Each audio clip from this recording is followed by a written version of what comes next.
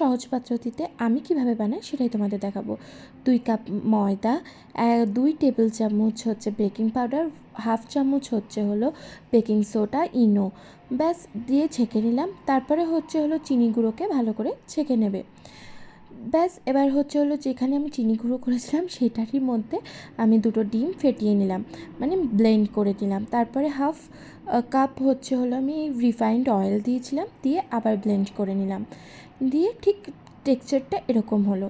ব্যাস এবার হচ্ছে আমি ভালো করে মিক্স করে নিলাম। করে নিয়ে দেখো এইভাবে ঠিক মিক্স করবে ভালো করে, যাতে কোনো লাম্পস না থাকে। আর এইটা এত তাড়াতাড়ি দেখাচ্ছে, কিন্তু এত তাড়াতাড়ি না, আস্তে আস্তে তোমরা অল্প অল্প করে ঢেলে ঢেলে দেবে, তাহলে কিন্তু ভালোভাবে মিক্সডটা হবে।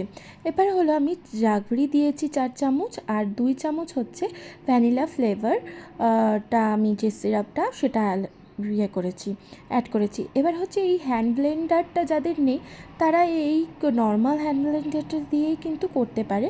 আমার কাছে হ্যান্ড ব্লেন্ডার, আমি দুটোতেভাবেই দেখিয়ে দিলাম।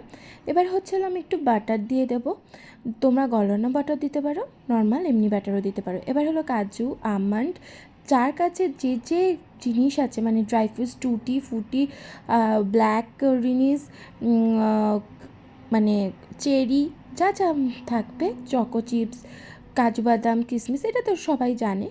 এগুলো দিয়ে ভালো করে আমরা একটু ঘুরিয়ে নেব যাতে মিশে যায় ভালোভাবে। এরপর আবার হচ্ছে হলো একটা মাইক্রো ওভেনের বাটির মধ্যে এই যে বাটার পেপার মধ্যে আমি ঢেলে নিয়েছি, সরি ভিডিও করতে ভুলে গেছি। এবার 180 ডিগ্রি সেলসিয়াসে আমি 30 মিনিট এটাকে হতে দেব। চলো দেখা যাক, রেডি হোক। দেখো এখানে 30 মিনিট আমি মোটামুটি দিয়েছিলাম, এই 30 মিনিটে হয়ে গেছে। আর তোমরা না একটু টুথপিক দিয়ে দেখে নেবে, আমি ওই ভিডিওটা করতে ভুলে গেছি।